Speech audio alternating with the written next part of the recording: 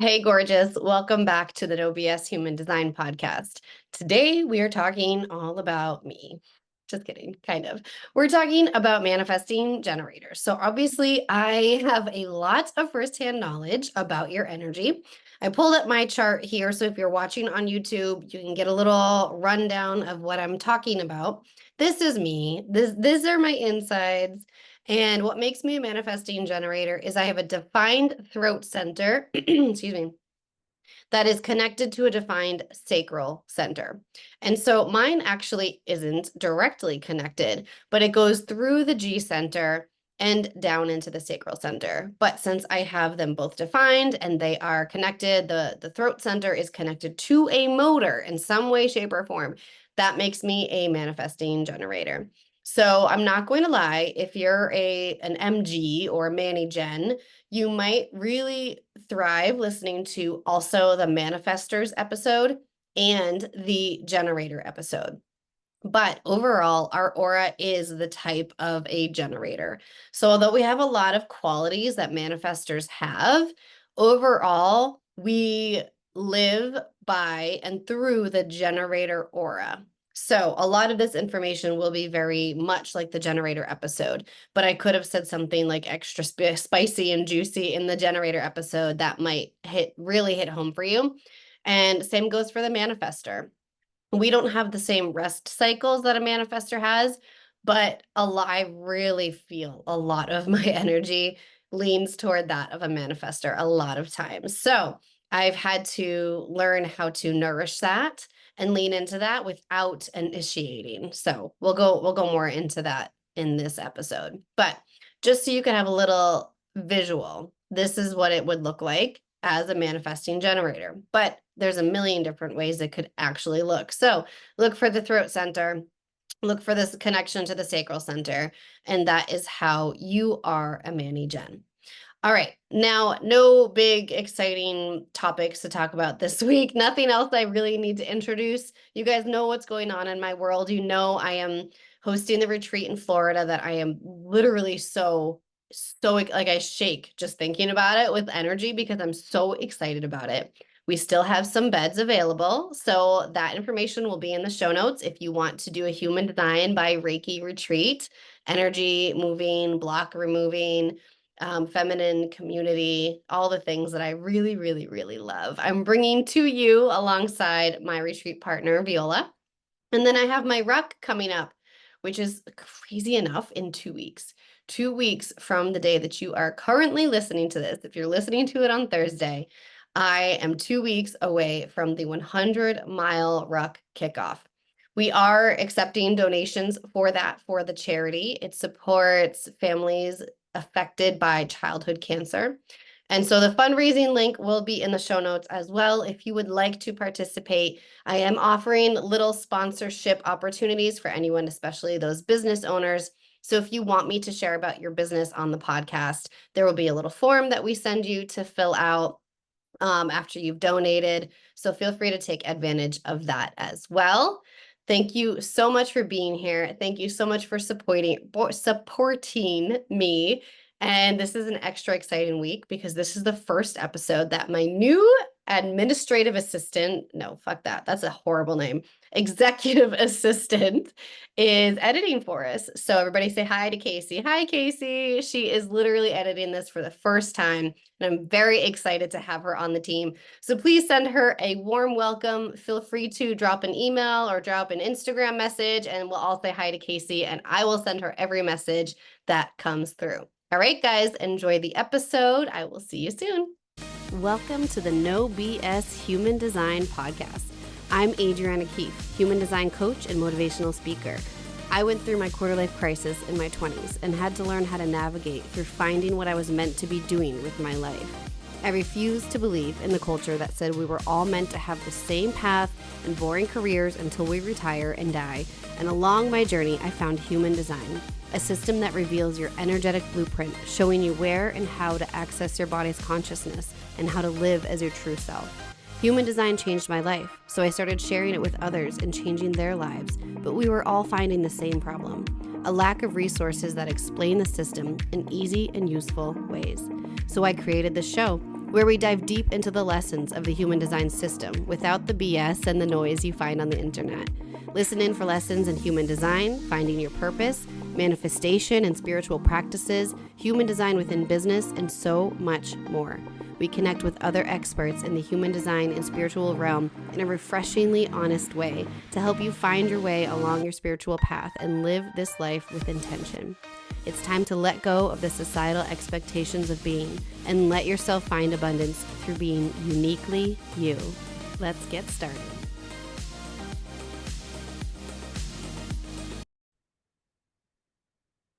All right, my manifesting generator, I've got a sweet spot for you because I am one of you. Welcome, fellow Manny Gen, MG. There's a million terms that people call us. Let's talk about everything you. You are a manifesting generator if you have a defined sacral center with a motor connected to the throat. The motor can be the heart, the root, the sacral, or the solar plexus. You are very much a multi-passionate, non-linear, multi-hyphenate human being. You like to jump around and do a lot of things, essentially, is what I'm saying. You create the life force energy for the world, and you have a lot of energy. You're like an Energizer Bunny. We tended to be actually diagnosed with ADHD in a lot of our childhoods at some point, or even as an adult, if you're of the age that they didn't really test for that as a kid, right? We are a hybrid of a manifestor and a generator, although primarily a generator type. We have the aura of a generator, which I will go into a little bit more in depth. And we're here to demonstrate human potential by mastering work and self-empowerment. You are here to take what lights you up, what makes you really freaking excited, build on it, and expand on it. You move fast, you tend to miss steps because reading directions, why, right? And you are a natural time bender. You can naturally see how things will happen better according to time. Energy works for you in growths and plateaus. So you will likely find that you are like going uphill, going uphill, going uphill, especially in this personal spiritual development journey. You're like rocking and rolling, right? And then you just hit this period where your energy is just kind of like, not there as much. And that is just totally normal. Allow that space to rest, to integrate, to just be in all that you have learned and reflect. It's a great time for reflection. Since you have so much energy in your body, it's really important for you to move your body and get your energy flowing. My almost 3-year-old is a manifesting generator, and he is just simply a disaster when he does not get enough physical exercise.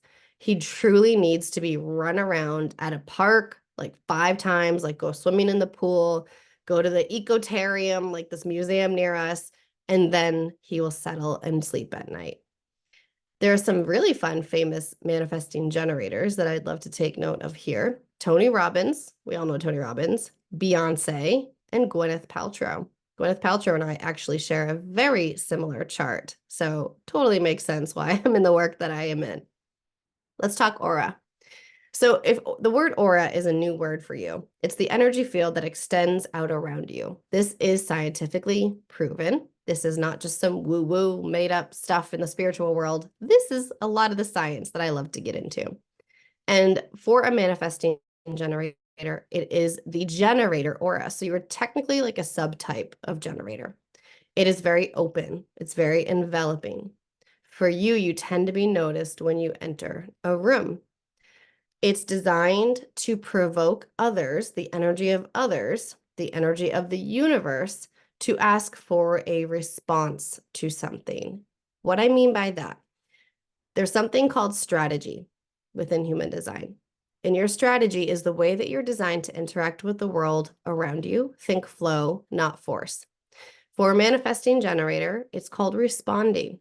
Responding to something external of you to make decisions. Big, small, everyday things to respond to. Paying attention to signs and synchronicities, things that just keep popping up. Maybe you're like, I really want to write a book.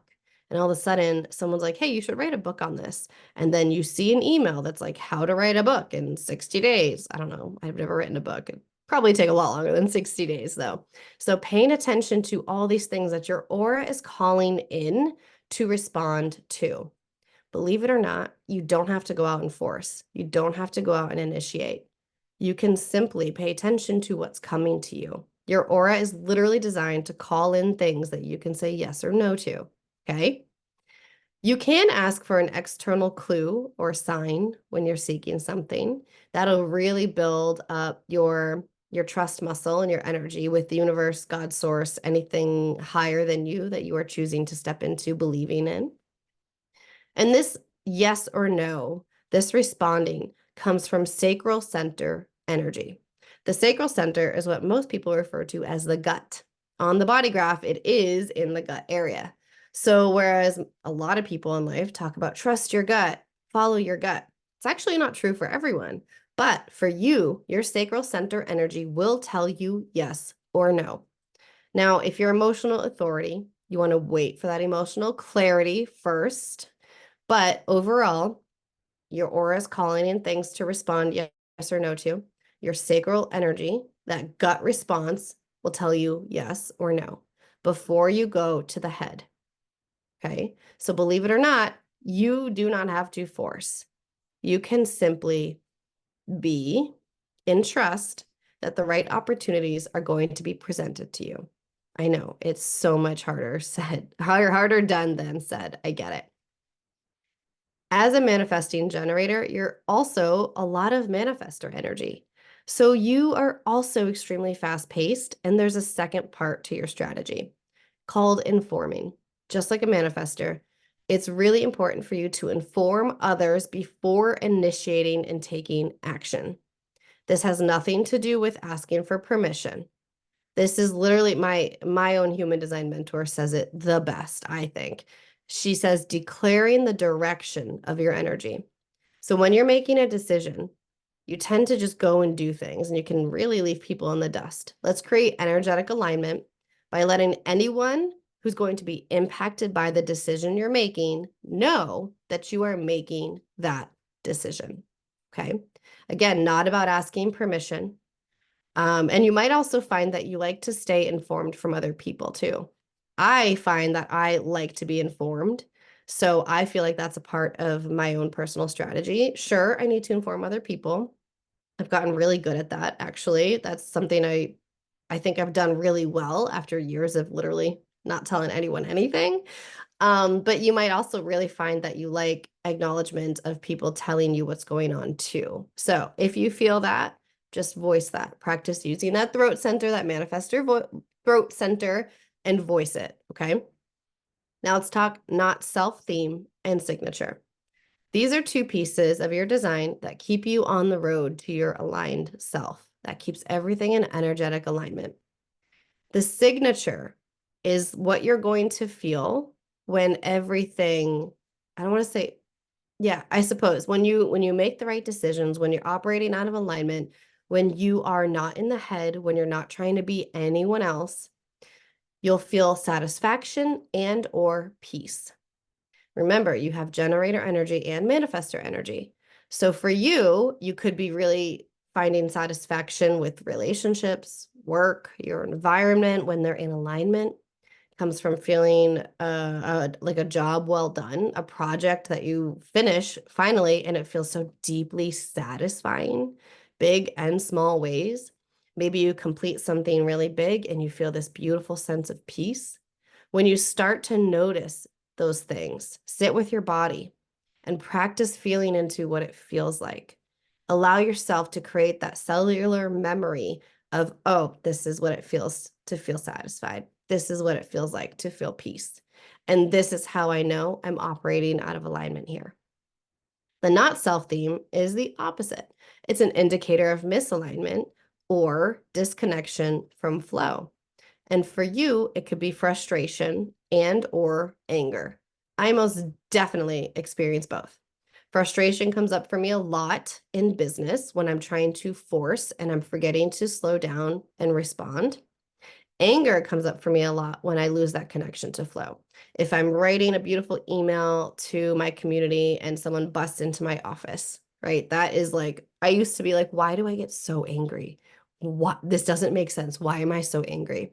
And that's what it is. So allow yourself to just feel validated in that moment, understand where the anger is coming from. And then, some things are out of our control. So what can we control in this moment? You can also feel frustration or anger, giving up power, operating out of conditioning, right? Which is a lot of what our behaviors are doing before we do any of this work, before we know any of this, right? So again, never shaming yourself, never judging yourself. It just is. And it's just here to be an indicator for you, to remind you, okay, let's pivot here. Something's a little bit off, something's out of alignment. Speaking of conditioning, let's jump into conditioning and shadow, very typical ones for manifesting generators. For one, boredom can lead to unhealthy behaviors. Yep. I tend to eat when I'm bored, binge eat. That's like a whole thing that I've been working on for years now. Saying yes out of obligation and not having healthy boundaries.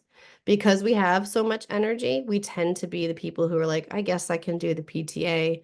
Sure, I can help you move. Because although it doesn't make you truly excited to do some of these things, you have this knowing that you just are a naturally energetic human being and it wouldn't, quote, kill you to do these things. So we say yes way too much when we're out of alignment.